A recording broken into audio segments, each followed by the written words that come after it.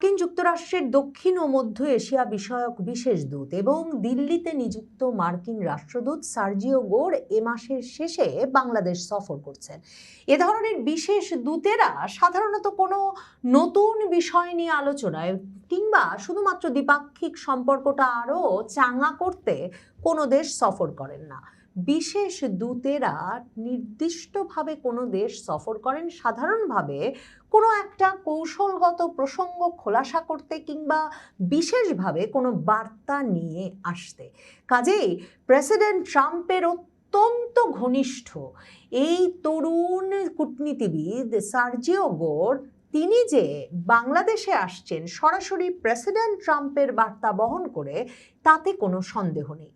মার্কিন যুক্তরাষ্ট্রের সঙ্গে বাংলাদেশের সম্পর্কটা আরও ঘনিষ্ঠ করবার এবং কমিউনিস্ট চীনের সঙ্গে সম্পর্কটাকে আরও দূরত্বের করবার সরাসরি প্রতিশ্রুতি দিয়ে একেবারে অঙ্গীকার নামায় একরকমের স্বাক্ষর করে তারেক রহমান ক্ষমতায় এসেছিলেন। শুধু ক্ষমতায় এসেছিলেন তাই নয়, তিনি দেশে ফেরার অনুমোদন পেয়েছিলেন মার্কিন যুক্তরাষ্ট্রের তরফেও।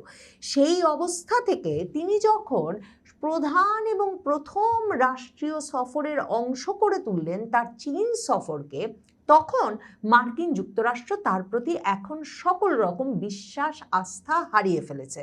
এবং সার্জিও গোর যে বাংলাদেশে সরাসরি সে প্রশ্নের উত্তর জানতেই আসছেন যে তারেক রহমান সরকারের আসলে পররাষ্ট্রনীতিটা কি।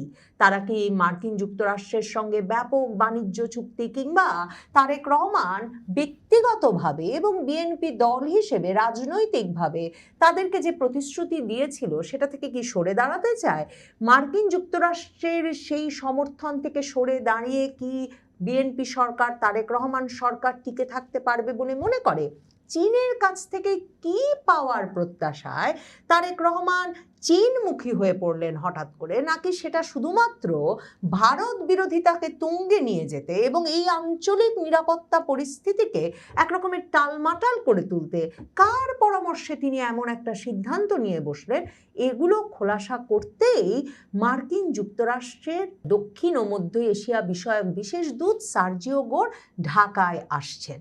বাংলাদেশের পররাষ্ট্র নীতিটায় মার্কিন প্রভাবকে সর্বোচ্চ পর্যায়ে রাখতে, মানে ইউনূস আমলের মতোই বজায় রাখতে, খলিলুর রহমানকে কিন্তু মার্কিন পরামর্শে পররাষ্ট্রমন্ত্রী বানানো হয়েছিল তারেক রহমান সরকারে। এবং খলিলুর রহমানের সেই সময়কার নিয়োগে তখন ভারতও অত্যন্ত গুরুত্বের সঙ্গে সমর্থন দিয়েছিল, কারণ ভারতের সঙ্গেও খলিলুর রহমানের একটা আলাপ আলোচনার চ্যানেল সেই ইউনূস আমল থেকেই খোলা আছে।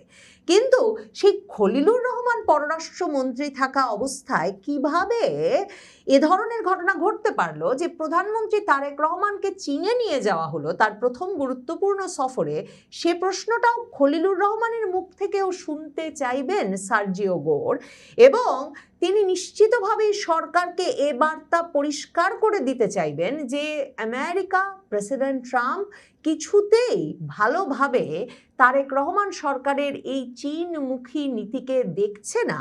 সে কারণেই তার যে বাংলাদেশে আসা সেটা এরই মধ্যে পত্রপত্রিকায় লেখা শুরু হয়েছে। সার্জিও গোর মাত্র ৩৮ বছর বয়সে ভারতে মার্কিন যুক্তরাষ্ট্রের রাষ্ট্রদূত নিযুক্ত হন গত বছর, এবং তখন তাকে পুরো দক্ষিণ ও মধ্য এশিয়া বিষয়ক বিশেষ দূত হিসেবে নিয়োগ দেওয়া হয়।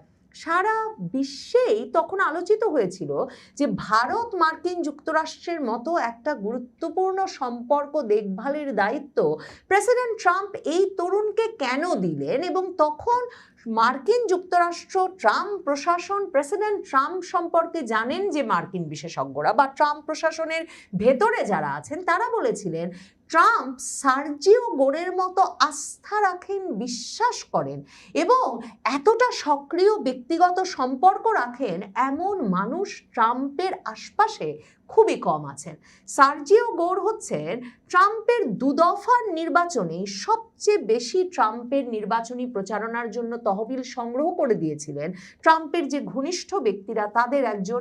শুধু প্রেসিডেন্ট ট্রাম্প নন, প্রেসিডেন্ট ট্রাম্পের মেয়ে, মেয়ের জামাই, সকলের সঙ্গে এই সার্জিও গোরের অত্যন্ত ঘনিষ্ঠ সম্পর্ক। এবং প্রেসিডেন্ট ট্রাম্প এ দফায় ক্ষমতায় এসে 2025 সালে যেই ব্যক্তিকে সকল মার্কিন প্রশাসনের দফতর দফতরে তার প্রশাসনের বিশ্বাসভাজন লোক বসানোর দায়িত্ব দিয়েছিলেন সেই ব্যক্তিটি এই সার্জিও গোর। এবং সার্জিও গোর সারা মার্কিন যুক্তরাষ্ট্রের সকল সরকারি দপ্তরে ট্রাম্পের বিশ্বাসভাজন লোকদেরকে বাছাই করে নিয়োগ করবার পর ট্রাম্প তাকে একরকমের পুরস্কার হিসেবে ভারতের এই গুরুদায়িত্ব দিয়েছিলেন। এবং তিনি বলে দিয়েছিলেন যে ভারত হচ্ছে পৃথিবীর সেই দেশ যে দেশে মধ্যবিত্তের সংখ্যা সবচেয়ে বেশি, প্রায় 150 কোটি মানুষের দেশ। এই দেশে গিয়ে তিনি যেন, সার্জিও গোর যেন প্রধানমন্ত্রী মোদি, যিনি কিনা প্রেসিডেন্ট ট্রাম্পের ভাষায় তার একজন ভীষণ ভালো বন্ধু, সেই প্রধানমন্ত্রী মোদির সঙ্গে সম্পর্কটা আরো ঘনিষ্ঠ করে তোলেন। 2025-এর ফেব্রুয়ারিতে যখন প্রধানমন্ত্রী মোদি মার্কিন যুক্তরাষ্ট্র সফর করেছিলেন এবং এক সাংবাদিকের প্রশ্ন ছিল বাংলাদেশের শেখ হাসিনা সরকারের পতন এবং পট পরিবর্তন নিয়ে, তখন যে প্রেসিডেন্ট ট্রাম্প বলেছিলেন সাংবাদিকদের সামনে যে বাংলাদেশের বিষয়টা তিনি প্রধানমন্ত্রী মোদির ওপরেই ছেড়ে দিতে চান, সেটাই যে প্রেসিডেন্ট ট্রাম্পের তরফে সার্জিও গোরকে দেওয়া পরামর্শ, সেটা স্পষ্ট করতেই সম্প্রতি যখন বাংলাদেশে এসে ভারতের রাষ্ট্রদূত হিসেবে আনুষ্ঠানিকভাবে দায়িত্ব গ্রহণ করলেন দীনেশ ত্রিবেদী, তখন সার্জিও গোর একটা সকল রকমের প্রথা ভেঙে এক্স হ্যান্ডেলে একটা স্ট্যাটাস দিয়ে বললেন যে তিনি দীনেশ ত্রিবেদীর বাংলাদেশে ভারতের রাষ্ট্রদূত হিসেবে দায়িত্ব নেওয়ার ঘটনাকে স্বাগত জানান এবং তিনি দীনেশ ত্রিবেদীর সঙ্গে কাজ করার দিকে তাকিয়ে আছেন, মানে লুক ফরওয়ার্ড করে আছেন। মানে একজন ভারতের রাষ্ট্রদূতের সঙ্গে, বাংলাদেশে নিযুক্ত ভারতের রাষ্ট্রদূতের সঙ্গে সার্জিও গোর কেন কাজ করতে আগ্রহী হবেন? সার্জিও গোর বাংলাদেশে কাজ করবেন খলিলুর রহমানের সঙ্গে, সার্জিও গোর বাংলাদেশে কাজ করবেন প্রধানমন্ত্রী তারেক রহমানের সঙ্গে, বিএনপি সরকারের সঙ্গে, বাংলাদেশের পররাষ্ট্র মন্ত্রণালয়ের সঙ্গে। অথচ সার্জিও গোর দিল্লি বসে এক্স হ্যান্ডেলে স্ট্যাটাস দিয়ে বললেন তিনি বাংলাদেশে নিযুক্ত ভারতের রাষ্ট্রদূত দীনেশ ত্রিবেদীর সঙ্গে কাজ করার বিষয়ে অত্যন্ত আগ্রহের সঙ্গে তাকিয়ে আছেন।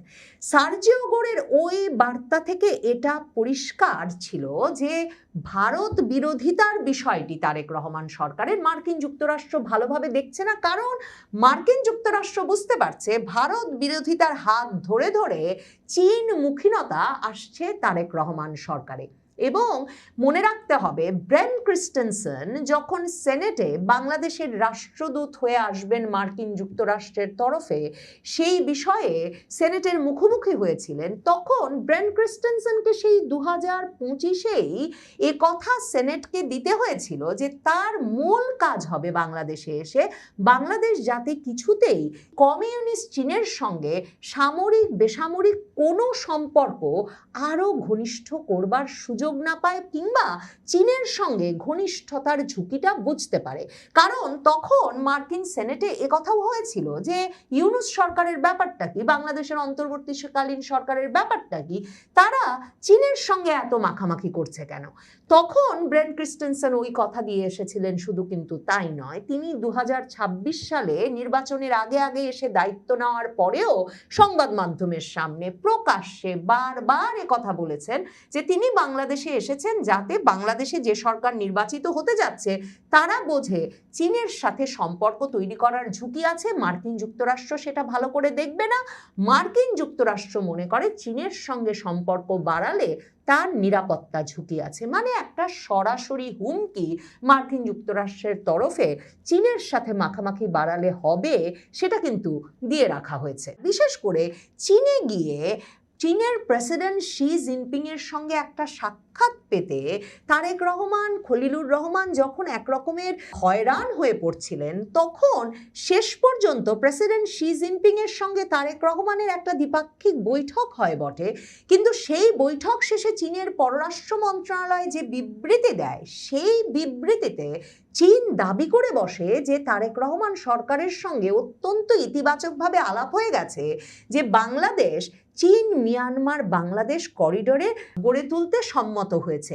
চীন মিয়ানমার বাংলাদেশ অর্থনৈতিক করিডোরের বিষয় নিয়ে ভারতের তো আপত্তি আছেই, ঘোরতর আপত্তি আছে যুক্তরাষ্ট্রের। চীনের কুনমিং প্রদেশ থেকে শুরু হয়ে ওই করিডর মিয়ানমারের মান্দালয়, মিয়ানমারের ইয়াঙ্গন, রাখাইন রাজ্যের চকপিউ গভীর সমুদ্র বন্দর পর্যন্ত যাবে এবং তার মধ্যে বাংলাদেশের কক্সবাজার, চট্টগ্রামকে যুক্ত করা হবে।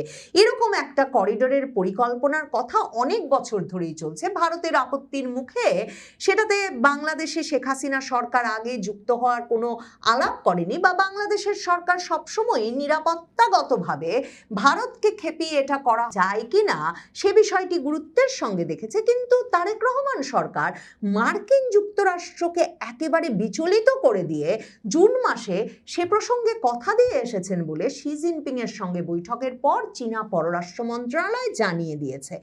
বাংলাদেশ সরকার বিষয়টাকে হালকা করে দেখানোর চেষ্টা করছিল বটে। ফিরে এসে তারেক রহমানের সফর সঙ্গীরা, বাংলাদেশের পররাষ্ট্র মন্ত্রণালয় সকলেই বলেছেন যে বাংলাদেশ বিবেচনা করছে, এখনো কোনো চূড়ান্ত সিদ্ধান্ত হয় নাই চীন, মিয়ানমার, বাংলাদেশ অর্থনৈতিক করিডোর গড়ে তোলার বিষয়ে। কিন্তু মার্কিন যুক্তরাষ্ট্রকে আরো খেপিয়ে তুলে বাংলাদেশে নিযুক্ত চীনা রাষ্ট্রদূত ইয়াও ওয়েন সম্প্রতি বলেছেন যে বাংলাদেশ ও চীনের সম্পর্ক ইতিহাসের সর্বোত্তম পর্যায়ে রয়েছে এবং বাংলাদেশ, চীন, মিয়ানমার অর্থনৈতিক করিডোরের কাজ নাকি এগিয়ে যাচ্ছে। মানে মার্কিন যুক্তরাষ্ট্রকে বুঝ দেওয়ার চেষ্টা হলো, বিশ্বকে বুঝ দেওয়ার চেষ্টা করলো বিএনপি সরকার যে এখনো তারা বিবেচনা করছে, শি জিনপিংকে কোনো কথা দিয়ে আসেনি। অথচ এখন মার্কিন যুক্তরাষ্ট্র দেখছে শি জিনপিং এর সঙ্গে বৈঠক পাওয়ার সুবাদে বাংলাদেশ সরকার, তারেক রহমান সরকার রীতিমতো ওই করিডোরের কাজ এগিয়ে নেওয়া শুরু করে দিয়েছে। তারেক রহমান চীন গিয়ে শি জিনপিং এর সঙ্গে বৈঠক পেলে হয়তোবা তিস্তা প্রকল্প 10 বছরের জন্য চীনকে দিয়ে আসবেন, সেই আশঙ্কার কথা মাথায় রেখেই কিন্তু ব্রেন ক্রিস্টেনসন, তারেক রহমান, খলিলুর রহমানরা চীন রওনা হওয়ার আগের দিন শনিবার সাপ্তাহিক ছুটির দিনে বাংলাদেশের পররাষ্ট্র মন্ত্রণালয়ে দৌড়ে গিয়ে অফিস খুলিয়ে পররাষ্ট্রমন্ত্রী খলিলুর রহমানকে সাবধান করে এসেছিলেন। আর তারা কিনা গিয়ে রীতিমতো একটা করিডর দিয়ে এসেছেন।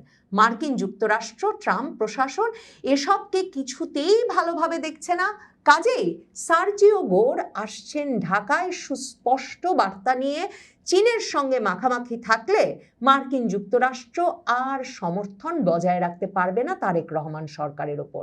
আর অন্যদিকে প্রায় 6 মাস ধরে দিল্লিতে সার্জিও গোরের সঙ্গে আওয়ামী লীগ সভানেত্রী শেখ হাসিনার যোগাযোগ গড়ে উঠেছে এবং বাংলাদেশে একটা অংশগ্রহণমূলক পরিস্থিতি তৈরি না হলে যে কিছুতেই বাংলাদেশকে স্থিতিশীল রাখা যাবে না, বাংলাদেশকে ইসলামী চরমপন্থীদের হাত থেকে রক্ষা করা যাবে না এবং অস্থিতিশীল পরিবেশে যে মার্কিন যুক্তরাষ্ট্র বা কারো পক্ষেই বিনিয়োগ বা ব্যবসা করা সম্ভব হবে না, এই প্রসঙ্গগুলো ভারত সরকারের তরফেও খুব ভালো মতো সার্জিও গোরকে, যাকে প্রধানমন্ত্রী মোদির সঙ্গে ঘনিষ্ঠতা করতে ট্রাম্প পাঠিয়েছেন, তাকে বুঝিয়ে দেওয়া হয়েছে।